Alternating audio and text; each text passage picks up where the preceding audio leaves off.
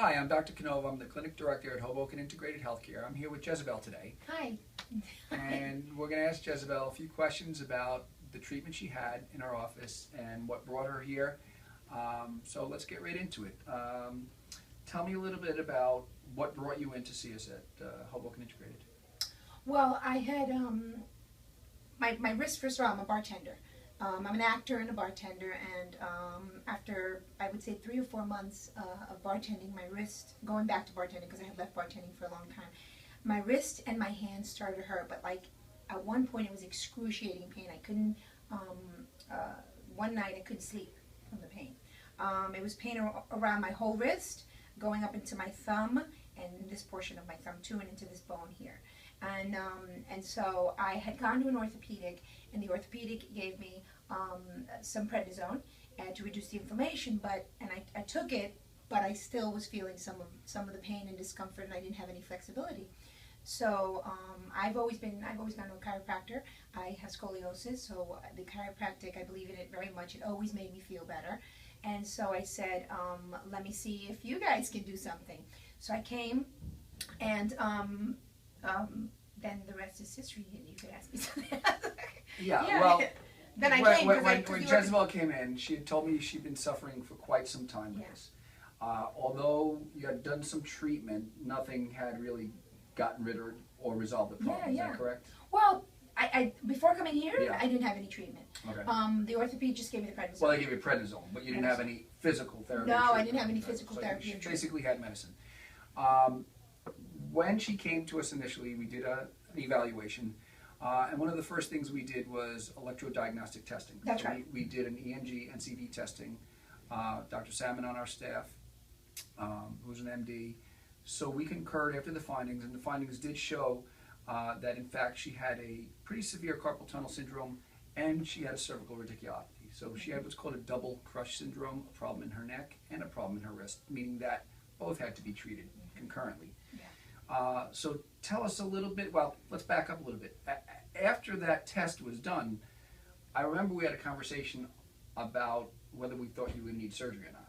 Right. So I had a conversation with Dr. Salmon, who did the test here, and she was very close to being borderline as going out and getting cut.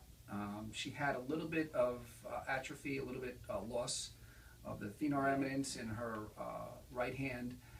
She was starting to lose strength, and many doctors, this might be a surgical case right away. Because she couldn't afford to be off work for 3 months from the surgery, because I thought she had the willingness and the desire to undergo a therapy program, and I thought she would be compliant, I let it rest with her, and I said I can go either way. You know, not everyone. Some people I'm going to cut bait and say you have to do surgery. Some people I say you should definitely do therapy. And with Jezebel, you know, we were like, you can go one way or another. And you know, I would lean towards a more conservative approach. Well, I would too. Well, I would too, only because I do want to use, you know, to me surgery is last resort. You know, it's the last resort. I really try to be with my own body and my own decisions as non-invasive as possible. I don't mind doing the work, and I think doing the work is also is going to be, in the long run, more beneficial to the body itself, because if I learn how to use my hands properly and I learn new exercises, in the future, I would be better if we just snip, and I keep doing the wrong things, and I don't exercise the hand and strengthen it and heal it from within, it'll come back. Right. That's what I was thinking too, and that's what you said. Possibly on the other side as well. And possibly on the other side, exactly. So tell me about what we did, how we started. Okay, so we decided not to do the surgery, which I was very happy about, and then we started with stims, which is called, you know, the electrodes for the pain, electrical muscle stim for the pain, and then we started slowly with some exercise because I still had a lot of swelling, and you know, I didn't have a lot of flexibility. So we started with the stims with massages and ice, and then some light stretching. So she was seeing the chiropractor here for your neck. Yes, for my neck. And the physical therapist for her wrist. So we were co-treating with 2 different professionals on two different areas of basically the same problem of inflammation of that double crust syndrome. Right, because the EMG showed that a lot of it was coming from my neck. So Right. even if you do Neck the surgery and on your hand and you don't fix your neck, it's going to come back. So we worked on both concurrently. You worked on both concurrently, yes. And my neck was feeling, but we were doing decompression. We did decompression and chiropractic, and then physical therapy on my hand. And I immediately, within the first, I would say, first of all, I had to rest my hand and ice it a lot because it was really swollen. After that, after 3 weeks of And we got you a physical splint therapy. too. We got me a splint. And the splint helped tremendously too because, you know, I couldn't really exacerbate it. You know, I couldn't really would aggravate, any movement would aggravate it. So I had the splint. I would use the splint for sleeping and for working. And most of the day, but sometimes I did have to move it around, especially, of course, when I came to therapy. And then we would do the exercise. So after 3 weeks of wearing the splint, decompression, chiropractic, and the exercises, I was already feeling better. And in the grand scheme of things, That's weird. For the significant problem you had, 3 weeks is. Well, 3 weeks is I mean, it was intensive. It was intensive. It was 6 days. But you know, altogether. That's pretty significant as far as improvement in that period of time. Sometimes it might take triple that time, or 3 months before you see the type of improvement that you had. Well, I think also. Then it slows down afterwards. Like it was quick initially, and now it levels off. Yeah, that's what I think is happening. I'm at a really good point now, but it still is kind of like, you know, weak. But its flexibility is back. Well, let me just tell you then what happened. And then it got better, so we reduced it to 5 days a week as opposed to 6. That's including chiropractic and therapy. And then I've been coming for 3.5 months, I think, because we started the beginning of August. So 3 months. 3 months, and to me, I'm ecstatic. I'm ecstatic because I feel so much better. I was a little bummed, yes. You know, for me, a little bummed is extremely depressed for most people. So I was bummed that I might not be able to use my hand again. And I mean, and that's serious, you know. And even in acting or writing, as a writer, I do a lot of handwriting. I don't only work on the computer, but I do work a lot on the computer. So I mean, I needed my right hand. And this is a very vivacious person. She's full of life, but when she first came to me, she was in tears. You were in tears, and she was pretty much broken, physically and mentally, as a result of it. Will you dare say that? Yes, I would dare say, sure. And it was a serious situation. I didn't know for sure if I didn't make any promises, but I said we're going to do our best. Very honest with me, sure. And she stuck with the therapy. She was very compliant, which is a big part of it. And you've made steady improvement along the way. The weakness in the thenar has come back in a relatively short period of time.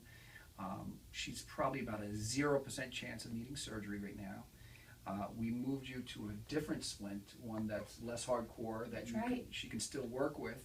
It's a little bit more flexible as opposed to keeping it completely straight and still. Still protect you, but able to do your work, able to do both your jobs.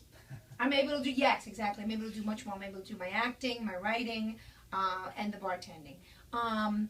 What I was going to say too about the getting the treatment here as opposed to any other place specifically was also, I have a peeve about doctors not listening. Okay, so here it's very individualized care. You know what I mean? It's not just, you know, one size fits all kind of thing. There are, you know, things that you do for similar cases, but I feel that you listened to me when I was telling you about my story, even though you've probably heard it 100 million times. But everyone's different, you know, and everyone has different jobs too. Yes. So he listened, you know, they listened. And the day I didn't want therapy, you know, because kind of was bothering me, hurting me, swollen, I didn't get it. Everybody was like, you got to work at your own pace, at what feels right. But, you know, this is the kind of response I got, you know, from you. No, we'll take it slow. We'll do what's good for you, what we know that you should need, but how you can handle is a whole different thing. Right. So we worked at my own pace. They listen. You know, I just wanted the weight increased actually today. There's a weight that we're using because I feel like it's too light, and he gave me the heavier weight, and I want to challenge myself. You also have to put in a lot of work yourself, right. You know. So the compliance is it's a lot of work. The compliance is a lot of work, but they're great listeners, and there is progress. And I just feel like you guys. You also got me the stims, you know, they got me stims so I could use at home, and the neck decompression one, what's that called? The one that you take that's portable. It's a little neck decompression thing. I don't know what it's called. Oh, it's the cervical pump. The cervical pump. It's the posture pump. I didn't even ask for it, and you guys ordered that for We me. need to restore the which cervical is curve in your neck, fantastic. which is going to take pressure off the nerves in your So neck. I'm sort of doing decompression at home, so to Right. speak. Yep.